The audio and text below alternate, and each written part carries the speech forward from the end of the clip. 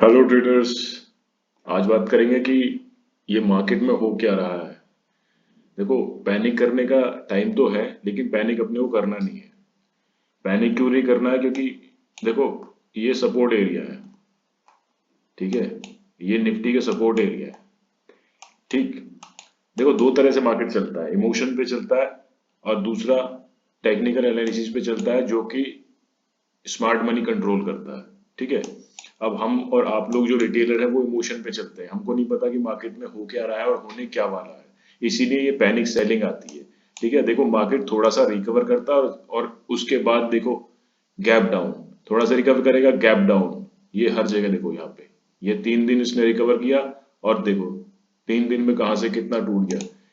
अपने हाई से जहाँ क्लोज किया था उसने, यहाँ से लेके देखो 1250 पॉइंट इसने डाउन मारा है। ठीक है, लेकिन पैनिक करने का समय नहीं है। पैनिक करने का समय तो अब निकल गया। अब तो देखो, सबके पोर्टफोलियो बिल्कुल रेड है। मेरा खुद पोर्टफोलियो, एक पोर्टफोलियो 20% डाउन है, दूसरा पोर्टफोलियो 10% डाउन है। ठीक है, लेकिन अब ये बेचने का समय नहीं है। अगर आपको आप अभी लॉस बुक करके निकल जाओगे तो पता चला यहाँ से एक बाउंस आ गया और आप फिर हाथ मलते रहे कि भाई नुकसान भी हो गया, रिकवर कुछ नहीं हुआ। आप लेके बैठे रहो, जिसकी कैश पोजीशन है वो लेके बैठे रहो। फ्यूचर वाले अपना देख लें मार्जिन के हिसाब से क्या करना है, लेकिन अभी पैनिक का टाइम जो है वो निकल गया है। ठीक है। सेंसेक्स भी बहुत ज्यादा गिरा है और ये देखो। ठीक है, सपोर्ट एरिया, ये तो सपोर्ट एरिया पे बैठा हुआ है। सपोर्ट एरिया पे बैठा हुआ है, थोड़ा सा नीचे आ गया है। ठीक है, तो पैनिक करने का समय नहीं है। ठीक है, अब देखो इसके पीछे क्या थियरी है, मैं आपको बताता हूँ।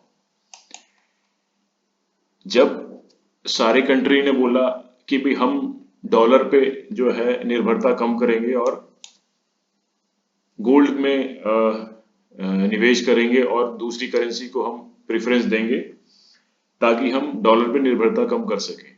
ठीक है, और ये बात फिर ट्रम्प साहब को चुभ गई। ट्रम्प साहब ने बोला कि भाई अब तो कुछ तो करना पड़ेगा। ठीक है, अब यहाँ पे मैं आपको दिखाता हूँ यूएस डॉलर इंडेक्स,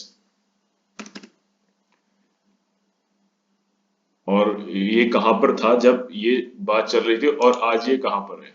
ठीक है, मैं अभी आपको दिखाता हूँ, थोड़ा सा ये हैंग कर रहा है। ठीक है, पूरी बात करेंगे, सब कुछ क्लियरली समझाऊंगा। बिल्कुल पैनिक करने की जरूरत नहीं है, सारा डर आपका आज निकल जाएगा।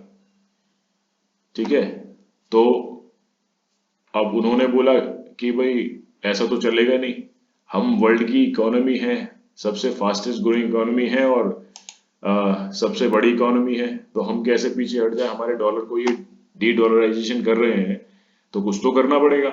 अब उन्होंने, उनके पास क्या पैतरे हैं। देखो, जब वर्ल्ड वॉर 2 हुआ था तब अमेरिका ने हथियार बेचे थे, सारी दुनिया को हथियार बेचे थे, उसी से वो नंबर 1 बना था। ठीक है, एक सेकेंड, ये रहा। ठीक, अब देखो यहाँ पर।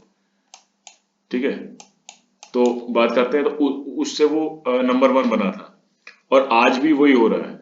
उसने युद्ध छेड़ने के बाद अब उसने क्या किया, देखो नाटो देश जो है यूक्रेन को सारा असला सप्लाई कर रहे हैं। ठीक है, अब और वो कहाँ से ले रहे हैं, वो यूएस से ले रहे हैं। उसके बाद ईरान पे जो अभी सेंक्शन हटाए हैं यूएस ने कि भाई तुम अपना तेल बेच सकते हो, सारे सेंक्शन हम हटाते हैं। तो जब अब क्या होगा, वो सेंक्शन हटाएगा, जब ईरान अपना तेल बेचेगा तो उस तेल से क्या खरीदेगा, हथियार खरीदेगा, हथियार बनाएगा। उसका रॉ मटेरियल कहाँ से आएगा, अलग अलग कंट्री से आएगा और अल्टीमेटली वो अमेरिका से जुड़े हुए हैं, तो प्रॉफिट किसका होना है, अमेरिका का होना है। ठीक है, दूसरा, जब ये बात चल रही थी, ये देखो, ये जो फॉल है ना, ये डॉलर का फॉल है, ये उस समय का फॉल है जब ये अमेरिका का डी डॉलराइजेशन करने की बात कर रही थी सारी कंट्री। ठीक है, उसके बाद ये फॉल आया था। अब यहाँ पर अमेरिका ने सोचा भाई कुछ तो करना पड़ेगा और उसके बाद से देखो एकदम लो से एकदम हाई पे पहुंचा दिया। ठीक है, अब दुनिया पैनिक कर रही है कि भाई ये तो गलत हुआ, अमेरिका इतनी आसानी से छोड़ने वाला नहीं है। मैंने पहले भी आपको बताया था कि इतना आसान नहीं है छोड़ना। ठीक है। दूसरा, उसके सामने क्या है कि वो चीन को अपने से ऊपर नहीं देखना चाहता। चीन जो है सबसे ज्यादा फास्टेस्ट ग्रोइंग इकोनॉमी है, बहुत जल्दी वो तरक्की कर रहा है, तो इसलिए वो चाहता नहीं है अमेरिका की भाई इसको कैसे ना कैसे इसको नीचे करना है। अब सारा ऑयल जो है ईरान चाइना को बेचता है अपना, सारा नहीं मतलब सब्सिडी पे उसको चाइना को भेजता है बहुत सा तेल। अब जब चाइना का जो इंफ्रास्ट्रक्चर डगमगाएगा तो वहां सब चीजें महंगी हो जाएगी, इन्फ्लेशन होगा और इकोनॉमी पे असर पड़ेगा। और दूसरी तरफ जब यहाँ पर ये सब हो रहा है, यहाँ पर जो डॉलर है बढ़ रहा है, तो सीधी सीधी बात है इकोनॉमी जो है अमेरिका की बढ़ेगी, क्योंकि जब डॉलर बढ़ता है तो सारे कंट्री की जितनी भी करेंसी है वो उनकी उनका रेट घटता है, ठीक है, वो कमजोर होती है, क्योंकि वो सब डॉलर से ही यूएसडी आईएनआर यूएसडी जीबीपी ये सब सब डॉलर से कनेक्टेड है, ठीक है। ये रहा। तीसरा क्या है कि अगर जो है आपने देखा होगा जब भी वॉर होती है गोल्ड सिल्वर भागता है, लेकिन इस बार वो घट रहा है। क्यों घट रहा है? क्योंकि लो अमेरिका का जो बॉन्ड यील्ड है वो बढ़ा दिया गया है, ठीक है। अब सारी जो है कंट्री है वो पहले ही देख चुकी हैं कि भाई गोल्ड और सिल्वर में एक अच्छा मूव आ चुका है, और अब थोड़ा सा मुश्किल है इतनी जल्दी इतना अच्छा मूव आना, तो वहां से वो पैसा निकाल के अपना प्रॉफिट बुक करके वो यूएस बॉन्ड में डाल रहे हैं, ताकि ये अनसर्टेनिटी के समय उनको उनके पैसे पर अच्छा रिटर्न मिल सके, ठीक है। तो एक ये वजह है। तो क्या हुआ अल्टीमेटली, डॉलर बढ़ा दिया ट्रंप ने, ठीक है। जिन लोगों ने सबने जिस इतनी कंट्री ने गोल्ड जमा करा हुआ था सबकी वैल्यू कम कर दी, ठीक, ऑयल पर निर्भरता कम कर दी, और अपना दुनिया को दिखा दिया कि भाई मैं ही हूं, ठीक है ना। तीसरा चौथा क्या है कि वो जब ये मार्केट गिर रहा है तो बहुत सारा पैसा अमेरिका कमा रहा है, अमेरिकन हेज फंड कमा रहे हैं, ठीक है, क्योंकि सारा वॉर को वही कंट्रोल कर रहे हैं। आज उनको पता है कि भाई आज हम कल को हमको मार्केट गिराना है, आज वो शॉर्ट पोजीशन लेके बैठ जाते हैं, ठीक है, कल को मिसाल दाग देते हैं और मार्केट गिर जाता है, उनकी उनकी शॉर्ट पोजीशन प्रॉफिट में आ जाती है, ठीक है। तो ये सारी चीजें चल रही हैं। तो ये देखो ज्यादा इसमें दिमाग लगाना नहीं अपने को। कोरोना आया था 3 महीने के बाद मार्केट रिकवर करा था, बहुत अच्छा मूव मिला था। मैंने खुद टाटा मोटर्स को 95 के रेट पे खरीदा था और बहुत ऊपर जाके बेचा था कोरोना के टाइम में।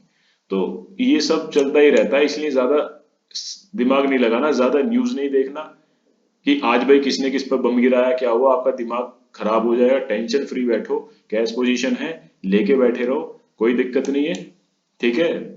मार्केट रिकवर करेगा और आपको प्रॉफिट हो जाएगा, ठीक है, टेंशन लेने का नहीं, ठीक है। तो ये सारी चीजें हैं। स्टॉक मार्केट बहुत ज्यादा गिरा है, निफ्टी निफ्टी आज 2.5% गिरा है, 2.62%। ये देखो यहाँ से अपने क्लोज से लेके आज तक अब तक 2.67%, 616% गिरा है।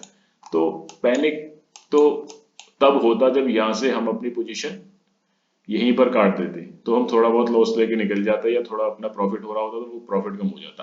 अब ये बेचना बेकार है, अब मत बेचो, अब मत बेचो, अब तो रिकवरी का टाइम है।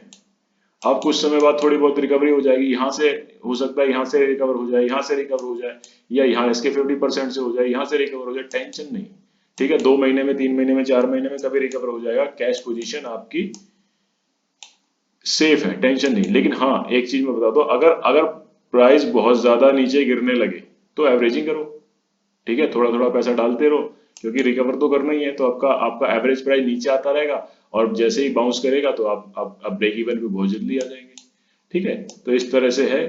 तो ठीक, ये है सारी चीजें। किसी को कोई डाउट हो, कुछ भी पूछना हो, हाँ, इकोनॉमी के बारे में आगे क्या करना है क्या नहीं करना, आप बेझिझक मुझे कमेंट कर सकते हैं, मैं सबका जवाब दूंगा। Thank you.